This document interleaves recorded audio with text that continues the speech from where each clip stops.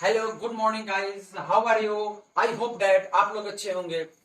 आज हम लोग कंपटीशन पॉइंट चैनल से बिहार बीएड यानी कि सीईटी टेस्ट परीक्षा के बारे में जानेंगे, करते हुए आगे चलेंगे। और ये छोटी चीजें आपके लिए क्या होगी जो बचपन से पढ़ते आते होंगे, उस चीज को भी हम लोग रिमाइंड करते हैं। एबीसी अल्फाबेट के बारे में आप लोग जानते हैं कि alphabet A B C D E F जी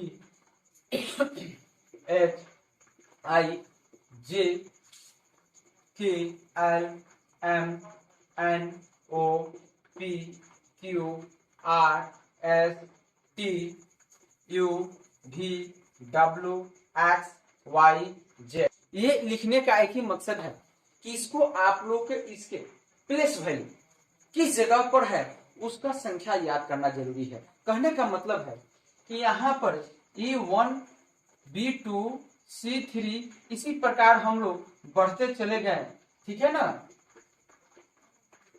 इसी प्रकार आप लोग लिखते हुए आगे बढ़ करके इसको पढ़ लीजिए, याद कर लीजिए। इसको याद करने के लिए अब कैसे याद होगा सर, ये तो बहुत बड़ा चीज है। तो सबसे बेसिक फॉर्मूला, आपके घर में जितने मेंबर हैं उसका स्टार्टिंग नाम किसी न किसी लेटर से शुरू हुआ होगा, यानी कि टोटल लेटर की बात करें तो 26 लेटर है। तो 26 लेटर में उस सबके नाम अपने मन में सोचते रहो। दूसरी चीज, और हमारे पास उसका इलाज है। आप एक वर्ड याद कर लो, ई ज्योति। ई ज्योति, ई कहने का मतलब हो गया, ई कहने का मतलब हो गया 5, ई कहने का मतलब हो गया 5, जे कहने का मतलब हो गया 10, ओ कहने का मतलब हो गया 50, टी कहने का मतलब हो गया 20 और वाई कहने का मतलब हो गया 25। तो यहाँ पर हम लोग देखें सब में 5 का डिफरेंस है। ई यहाँ पर 5 हो गया, ठीक है, लिखने का मेरा मकसद यही है। फिर हम लोग जे की बात करेंगे, ये 10 हो गया। यहाँ पर फिर हमने ओ की बात किया, ये 15 हो गया। यहाँ पर हमने टी की बात किया, टी देखिए 20 है। और वाई की बात करेंगे तो वाई 25 है।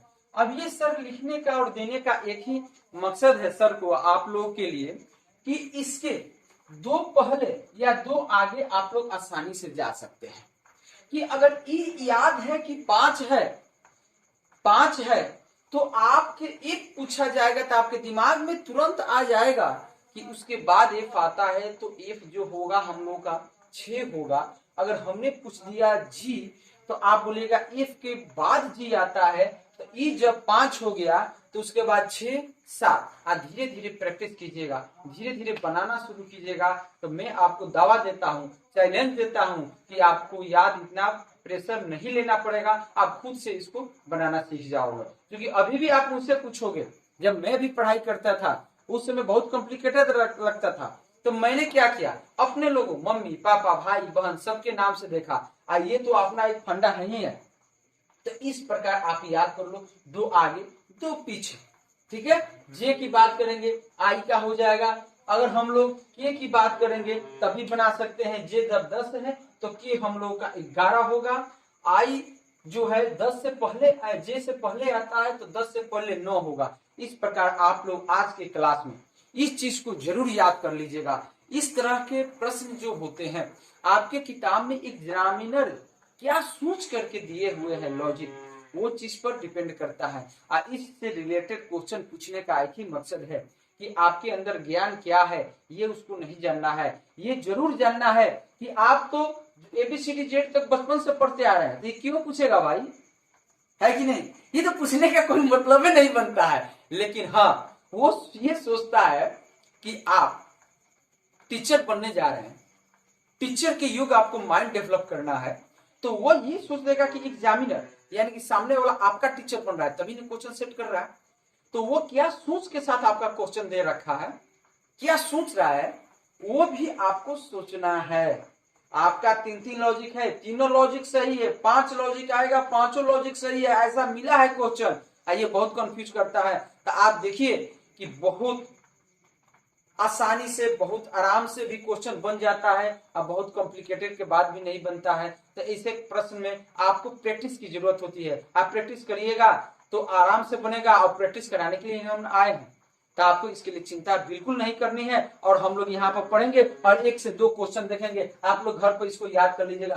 क्वेश्चन के तौर पर अगर हम लोग बात करें कि A B ratio C D, अब यहाँ पर दे दिया है पी क्यू रेशियो व्हाट। देखिए अब बहुत आसान है बहुत आसान है। क्या है? ए बी, यहाँ पर हम लोग को ये नंबर याद रखना पड़ेगा। A for 1, B for 2, C for 3, D for 4। यहाँ पर अब देखिए, अब एक के बाद इसमें कितना बढ़ा, ये से पहला की तुलना किए लेटर का, तो 1 से 2 प्लस किए तो 3 तक गया। अब ये जो है कितना गया, +2 किए। यानी कि हम लोग देख रहे हैं कि एक से दूसरे में जाने के लिए +2 हो गया, दूसरे से चौथे में जाने के लिए +2 हो रहा है। वही सेम फंडा यहाँ पर अप्लाई करेंगे। तो फिर मेन ये जो हम लोग का मेथड जो फर्स्ट पार्ट में कर रखे हैं, वो मेथड हम लोग का फिर सेकंड पार्ट में होगा। P में 2 प्लस करेंगे, क्या लिखेंगे?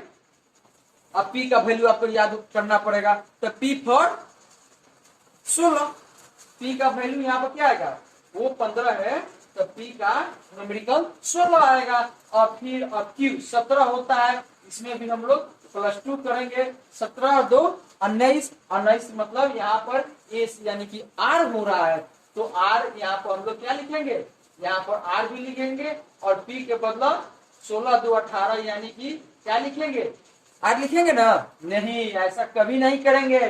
यहाँ पर हम लोग 16 2 18, 18 के लिए R यहाँ पर लिखेंगे। 17 2 19, 19 क्या होगा, ये होगा, यहाँ पर लिखेंगे। यानी कि पी क्यू का जो भी रेशियो होगा वो आर एस के साथ होगा। ये पैटर्न हम अपने मन से नहीं कर रहे हैं दोस्तों, ये आपके पहले पार्ट में जो दिया है टर्म में ये क्वेश्चन, इसी के पैटर्न पर हम आगे मूव कर रहे हैं। बस ऐसे ही क्वेश्चन को हम लोग पढ़ेंगे और इसके आगे भी हम लोग क्वेश्चन देखेंगे। आप लोग आज जरूर मेरे दोस्त इसको याद कर लीजिएगा, चाहे वो जैसे भी आपको याद करना पड़ेगा, नहीं तो उत्तम सर वाला ये ज्योति वाला फंडा याद कर लीजिएगा और कॉपी पर लिख करके जरूर कीजिएगा।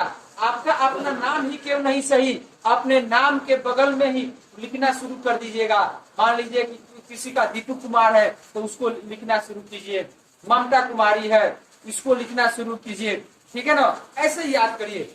ओके।